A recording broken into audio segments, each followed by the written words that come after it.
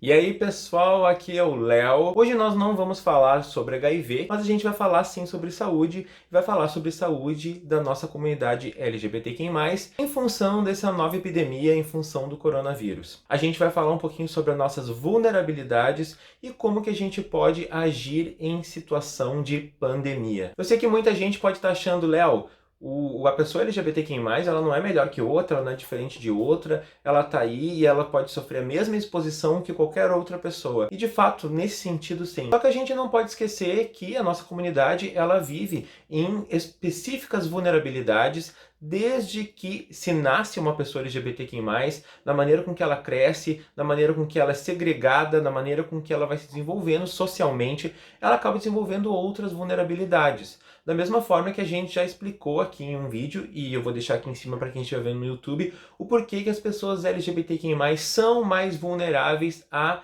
o HIV. Então a gente vai seguir mais ou menos essa linha nesse vídeo e vai comentar essas vulnerabilidades. Assim como acontece com o HIV, nesse caso também a gente pode dizer que as pessoas LGBTQI+, elas sofrem com muito mais estigmas, com muito mais preconceito, comparados com uma pessoa heterossexual, né, cisgênero. Isso faz com que muitas vezes a gente se distancie do sistema de saúde. Isso significa que muitas vezes essas pessoas LGBTQI+, elas só têm acesso realmente à saúde quando elas estão num caso que já não tem muito mais o que fazer. Justamente porque às vezes a pessoa não consegue se enquadrar num sistema de saúde, não consegue se sentir em casa, não consegue se sentir aceito, especialmente as pessoas transexuais. Porque tem toda uma questão de não aceitação do seu nome social, tem toda uma questão de preconceito apenas por existir, por estar ali no mesmo lugar que outras pessoas. Isso faz que, por mais que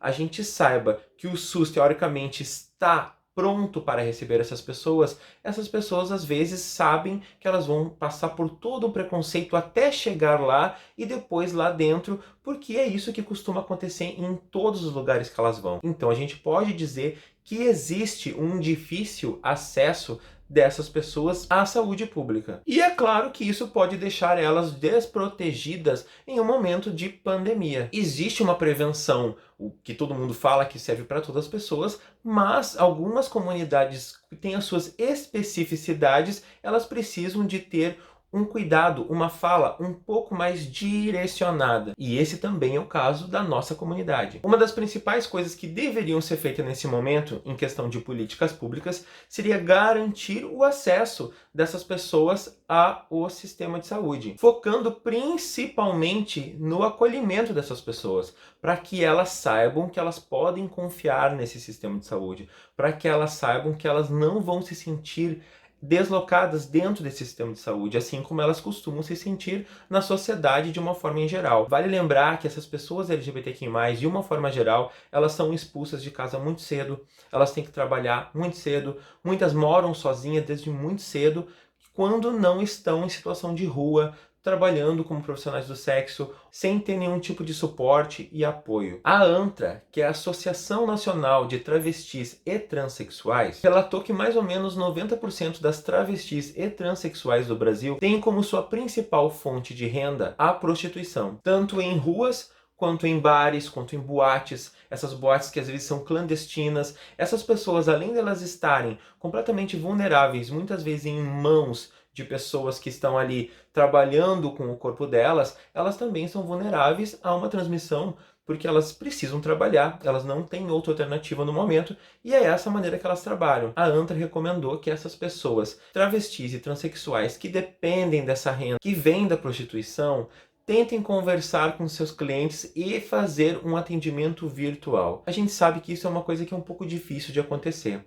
Então o que a gente tem que pensar? Por isso que é importante também olhar para essas meninas que estão na rua, que estão trabalhando com sexo, e como que elas vão se precaver não apenas da pandemia do coronavírus, mas também de não morrer de fome. Muitas pessoas elas comem com esse dinheiro que elas conseguem à noite, no outro dia, então tem que ter uma visão um pouco mais acessível para essas pessoas, com um olhar um pouco mais carinhoso, obviamente por parte das ONGs e tudo, mas também por parte do nosso governo, que é o que deve zelar por todo mundo do país. Especialmente em momentos como esse, são momentos de pandemia em que a saúde de todos se coloca em risco. E essas pessoas que estão expostas desta maneira para todo mundo na rua, essas pessoas elas precisam sim de um atendimento específico e cuidados específicos. Além disso, como a gente já falou antes, a comunidade LGBTQI+, de uma forma geral, por ter saído de casa muito cedo, é obviamente que eu tô falando assim, ó, de uma maneira geral. Eu sei que de repente alguém vai dizer assim, Léo, mas eu moro com a minha família. Eu mesmo moro com a minha família. Só que eu sei que essa é uma realidade muito privilegiada entre todos os LGBTs que existem. A maioria sai muito cedo de casa, os que moram no interior eles saem muito cedo para ir para cidades maiores, para se sentirem melhor, e lá acabam morando sozinho ou dividindo com um ou dois amigos um apartamento, ou mesmo nas cidades pequenas saem de casa muito cedo por sofrer muito preconceito, quando não são expulsos. Então essas pessoas, muitas delas sequer têm algum tipo de contato com a família, e ficar recluso dentro de um apartamento ou dentro de uma casa, por mais que seja com só mais uma ou duas pessoas, a um longo prazo, que a gente não tem ideia de quanto essa quarentena vai durar, pode fazer com que essas pessoas se sintam cada vez mais e mais e mais sozinhas. Isso pode fazer com que elas apresentem problemas sérios psicológicos. Então, por isso, tem que ter um cuidado, sim, com essas pessoas que estão em casa sozinhas, porque não tem nenhum tipo de apoio familiar. Por isso, esse isolamento ele pode ser especialmente doloroso para todas as pessoas que moram sozinhas. E como a gente sabe que boa parte da comunidade LGBTQI+, mora sozinha desde muito cedo, então isso pode realmente ser um problema e agravar um problema psicológico, e a saúde mental dessa pessoa pode ficar muito debilitada. Eu descobri um centro de referência que atende pessoas LGBTQI+, em todo o Brasil que está passando por algum tipo de problema psicológico, que é o Centro de Referência LGBTQI+, de Campinas. Apesar da sede ser em Campinas, eles fazem um atendimento virtual, especialmente pelo Instagram e pelo Facebook.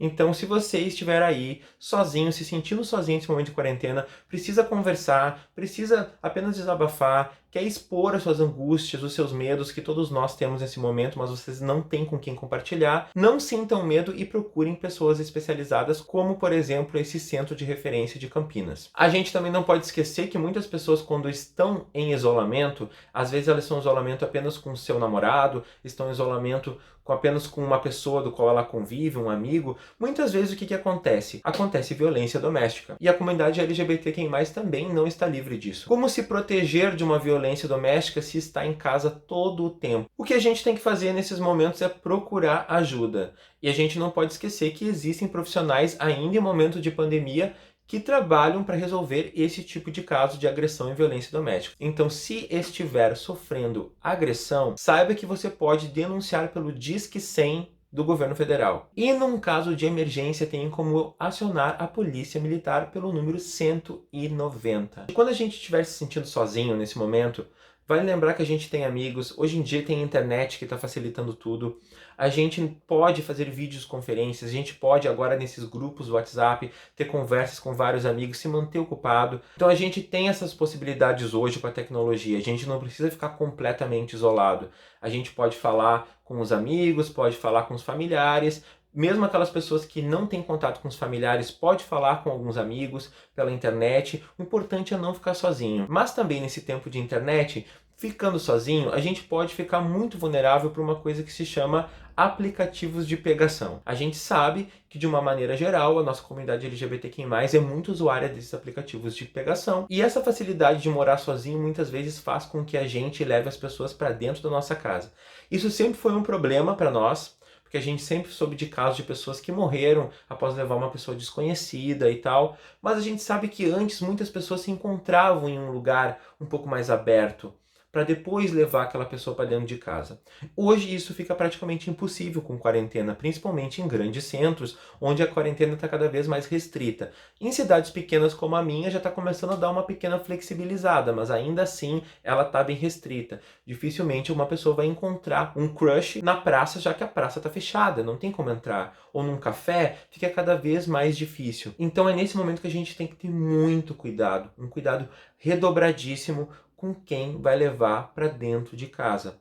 O ideal era que não levasse ninguém, mas eu sei que tem pessoa que está subindo pela parede já, porque está sem ter nenhum tipo de contato sexual desde o início da quarentena, que já faz mais de mês praticamente em alguns lugares. Se for levar alguém para casa, o que não é o indicado, mas se for, tenta levar pessoas que vocês conhecem, que vocês sabem quem são, que vocês já conhecem há uma certa data, que vocês sabem que não vão fazer mal para vocês. Sabe aqueles contatinhos confirmados que já pegou 1, 2, 3 vezes e sabe que não vai ter problema nenhum? Esses, procurem evitar, por favor, levar pessoas desconhecidas para dentro das suas casas. Não tem como ter nenhum tipo de proteção. A pessoa vai entrar ali, ninguém viu vocês na rua, ninguém viu vocês em nenhum lugar, então vai ficar muito restrito. Tenham cuidado com isso. E também por causa do próprio coronavírus, porque a gente sabe que a transmissão do coronavírus se dá de uma maneira muito fácil, e às vezes essa pessoa, se está indo para sua casa, pode ter ido na casa de outro, e de outro, de outro, de outro, vai saber se nesse meio tempo alguma dessas pessoas estava com coronavírus e não sabia. Isso pode acontecer. Então vamos tentar se preservar o máximo possível. E a mesma coisa que também eu fiquei sabendo já que em várias cidades algumas saunas estão funcionando clandestinamente e algumas casas de swing ainda estão funcionando clandestinamente. E é isso que a gente tem que tomar muito cuidado, gente, porque nesse momento existe muito toque, existe as pessoas muito próximas às outras, sem nenhum tipo de prevenção contra essa nova epidemia. Isso é um pouco assustador, que as pessoas não estão levando isso a sério.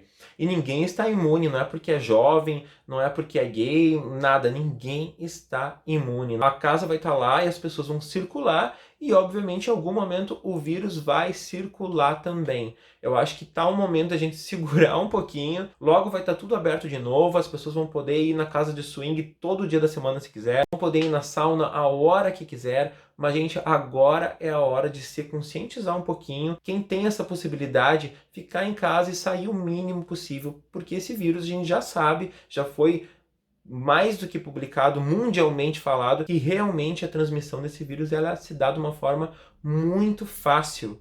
Então a gente tem que evitar esses lugares que pode existir uma certa aglomeração de gente. Vamos, por favor, ser um pouquinho mais consciente nesse momento, é o que a gente precisa agora. Depois vai liberar tudo, vai liberar swing, vai liberar boate, e todo mundo vai estar livre para fazer festa, para transar com quem quiser, para beijar quem quiser, mas por enquanto, vamos, por favor, respeitar essas normas que foram divulgadas pela OMS, Organização Mundial de Saúde. É para a saúde da nossa comunidade, a gente precisa sim preservar a nossa comunidade nesse momento. Nós já somos vulneráveis de N formas, mas nós temos que tentar nos deixar em menos vulnerabilidade possível. Espero que vocês tenham gostado desse vídeo.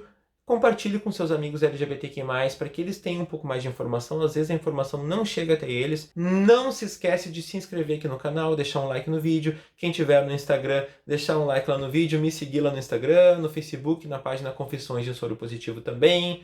E é isso aí, no Twitter, Léo Sesimbra. Um beijo no coração de todos. Até a próxima.